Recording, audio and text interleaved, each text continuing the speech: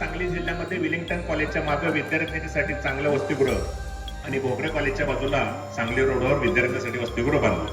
हे वसतिगृह त्यावेळेला शासनाच्या कोणत्याही नियमात बसलं नाही, कारण याने आम्हाला पूर्वी सांगितलं होतं की तुम्हाला वसतिगृहासाठी 2 कोटी रुपये आणि जागा घेण्यासाठी 5 कोटी रुपये देतो. काही लाल फितीमध्ये काम अडकलं असेल, उशीर होत होता, परंतु आमच्या विद्यार्थ्यांची कुचंबना बघून भाऊनी तातडीने निर्णय घेतला आणि तिथं त्या ठिकाणी वसतिगृह चालू झालं की ते वसतिगृह जे होतं ते भाडे तत्वावर होतं.